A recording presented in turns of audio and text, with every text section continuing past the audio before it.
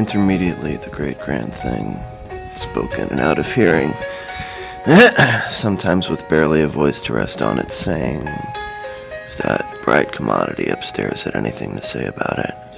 The word delivered the right themes at the right times, and that all that simple dust plowing our vision so long. When in our way we accused the blur, rather than look at it like a lost dog, or then find it a path always to clarity's clout, the work that is made there, right there, in the crease of an eye, a great grand thing. It was good enough, for the immortals. It was the result of me banging the symptoms dry, I suppose, till my failures couldn't help me anymore, till my throat ran out of moisture to sing with, having dealt with symptoms long enough, wanting sources, the familiar frustration with anything too much of a lie to take seriously anymore, or anything based in lies, truly, lies on thoughts of the thoughtless public. So I thought, at least as to the livelihood of its artists, that is. And really, the reign of the public, if a reign, must be doing something widespread right. Or, heck, nobody might have found out about its wrongness yet. How wrong it is. Society to this day is just as unalterably plural, more so even than it was, and remaineth just as strong in spite of the indignant thing in us telling otherwise. It makes me think that, well, this moment today, I'm a part of that. I'm a part of of ashy morning skies lit by noon by fanatical jaws of light themselves. More Phoebus than Phoebus, at least by Stephen's hijacked terms. Myself, of course, the hijacker. I think it's the name of a sun goddess or something. I'm apart from my own parochial or quaint, maybe is the better word, schemes. They do not need me to bloom electric spires and formidable concerns about the state of poetry in order to be myself with them. That is, if family knew, would I, lose a name or two for clarity? Would the foils snigger at your befallen ill, banging symptoms to no product? Would they claim always right about it? Twist me then if they do. Twist me in that way of the whirling Buddhists, dervishes or something. I will be on the short knoll or gradation there, outside an illustrious haunted mansion there, of some reference beyond my seeing, to be explained later, partly not. My clarity will be seen only once, in the eyes of a pigeon of all things that you see there, outside the window of my decrepit sanctuary. But that's later. A flower grew in lungs that is bouquet by now, almost sear and riven by some stark yet careful doubt. Some shade of freedom greeted it with, ill-fated.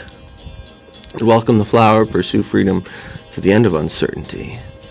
But this was driven by my own promise, and my responsibility therein got us nowhere. First of all, it couldn't be a challenge like this, which would imply the possibility of the winner having something to brag about. The superficial upside, if any. The entrance into this orbit, hidden somewheres in the aging crabgrass of failure, is best revealed to a skeptic like me. I'm ready, I thought, bragging. But like my prior corpses I'd left to mulch, I was burnt to death. Dry throat made driest at the root, thirsting for the other better quenching because so elusive root of my problems. I was evil if I did not win the war. I'd be a martyr if I did. What a choice! Well, the calyx shattering in the waxing stem hath blended in my lungs both love and hate for the stately shadowy figure I weave that is myself, and now has bloomed to things of magnificent smoke, overcoming the weakness of that starting sarcoid rose.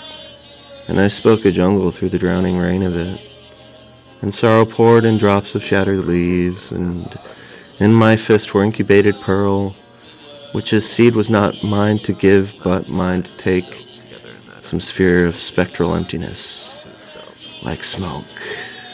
It became the figure to warm within a heart like mine that everlasting sight of idiom, inspiring as it fell through love and hate and even flesh, really, landing on that precious emptiness like a stunt man leaping to find his pillow. Wakened I, though, in remorse to an apologetic bower. It turned out I was not the chosen one. My comforting pattern poisons, shades, here in my head, instead, were thrown back at me. I was entrusted strictly to the destruction of myself, to feed no other ideas dead anymore, with my pittance of alimony. I have to pay by law for bringing their ghastly selves to mutant life. Only I to kill myself with overkill this time, though I can do it all I want. I thought my muse not poisonous as to this, however, but alive once more than usual. Perhaps killed so much as to be killed to life. I trusted this hunch. That anyone's muses behind the distracting eternities, a mania first hand, then a phoenix.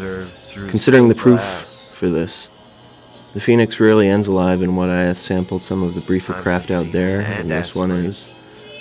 The number of resurrections is dependent on the lifetime length of the work. I feel.